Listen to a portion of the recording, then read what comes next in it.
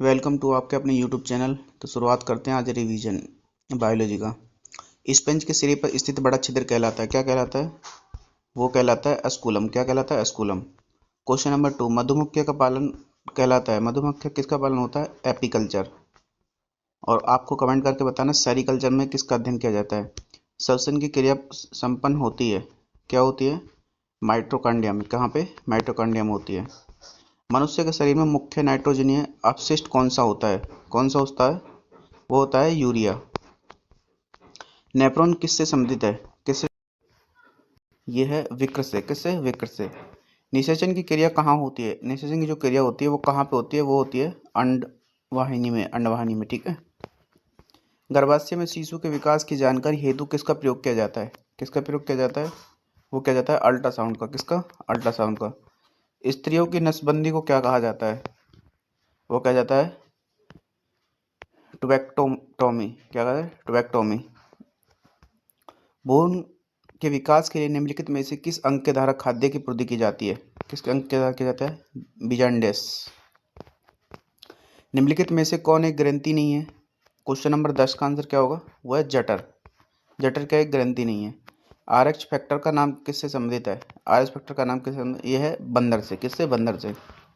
मस्तिष्क के किस भाग में भूख लगने व भोजन से तृप्ति के अनुभूति कराने के केंद्र स्थित होती है? वो होती है हाइपोथैलेमस, ठीक है। मानव मस्तिष्क में बुद्धि का केंद्र है, क्या है बुद्धि का केंद्र? सेरेब्रम। मानव शरीर की किन कोशिकाओं में सबसे कम पूर्ण योजना शक्ति होती है? वो होती है मस्तिष्क कोशिकाओं में। किस रुधिर वर्ग में दोनों एंटीबॉडी पाई जाती है?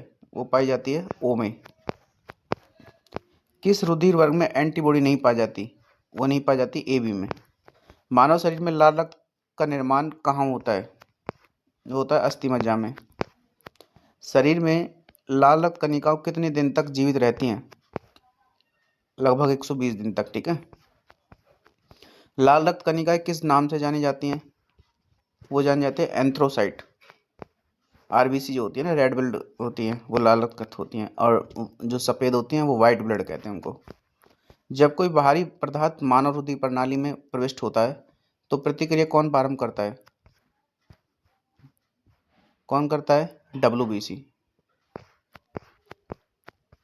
लाल रक्त कणिकाओं को शमशान कहलाता है, क्या कहलाता है? लाल शमशान, वो कहलाता है प्लिया। एंटीबॉडी का मुख्य कारण किसके विरुद्ध होता है? किसके कारण होता है?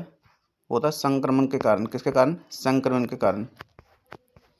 व्हेल के हृदय में कितने चैम्बर्स होते हैं? 4। सबसे विशाल जीवित स्तनपायी क्या है? नीली व्हेल। लाल लक्षण निर्धारण हेतु रडार तंत्र किस में पाया जाता है? चमगादड़ में। किसमें? चमगादड़ में। अंडा देने वाला स्तनधारी? प्लेटिपस। सबसे बड़ी आंखें किस स्तनधारी प्राणी की होती हैं? किसकी होती हैं? वो होती है हिरण की। निम्नलिखित में से नियत तापी प्राणी कौन सा है? कौन सा नियत तापी प्राणी? वह चमगादड़। वह स्तनधारी जो खतरे के संकेत के समय गेंद के समान हो सकता है, कंटक चूहा। बिल्ली की आंखें रात में क्यों चमकती हैं? किस कारण चमकती है? टैपिटम लूसिडियम के कारण। मानव का जैविक नाम क्या है? Homo sapiens. क्या नाम है? मानव का जैविक नाम होमो हेबिलिस नहीं होता है, होमो सेपियंस होता है। शायद होमो, एक बार देख लेना आप इसको। निम्नलिखित में से कौन सा प्राणी स्तनधारी नहीं है? मछली क्या है? स्तनधारी नहीं है। स्तनधारी वर्ग का विशिष्ट लक्षण क्या है? वो है ये सभी। उल्टी उड़ान भरने वाला पक्षी? Hamming bird. सबसे बड़ा उड़ने में असमर्थ पक्षी जो सबसे तेज गति से दौड़ सकता है, वह कौन सा पक्षी है? वह ऑस्ट्रिच। नेचुरल सिलेक्शन का सिद्धांत किसने बनाया है? किसने बनाया है? डार्विन ने। किसने? डार्विन ने। मधुमेह के उपचार हेतु प्रयुक्त हार्मोन इंसुलिन का आविष्कार किया जाता है? किसके लिए किया जाता है? बेंटिंग के लिए। निम्नलिखित में से कौन सी व्याधि आनुवंशिक है? वो है हीमोफीलिया। अमृत का गुण पाया जाता है किस में पाया जाता है? हाइड्रा में। अच्छा, कमेंट करके बताना है थैलोफाइटा का दो उदाहरण, इसके हाइड्रा के अलावा और दो उदाहरण क्या हैं इसके।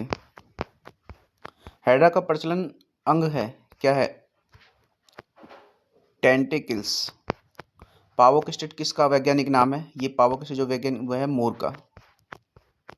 डॉल्फिन वर्गित किए जाते हैं किससे किए जाते हैं? स्त्रियों में।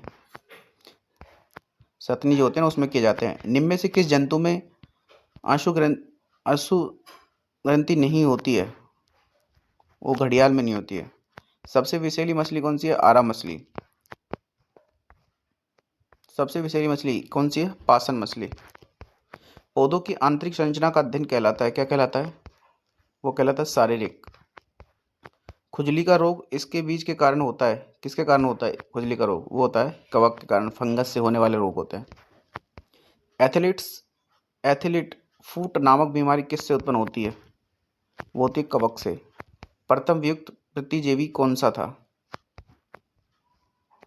पेनिसिलिन। क्या था? पेनिसिलिन। क्वेश्चन नंबर 49, वह उत्तक जो द्वितीय विधि के लिए उत्तरदायी है, वह है कैम्बियम। क्वेश्चन नंबर 50, व्यापारिक कोर्क प्राप्त होता है किससे होता है? व्यापारिक कोर्क वो होता है कोर्क कैम्बियम से। ठीक है, तो आज मैंने आपके रिवीजन के तौर पर रैपिड फायर आपको मैंने 50 क्वेश्चन कराए बायोलॉजी के। ठीक है, आज के लिए इतना ही, धन्यवाद।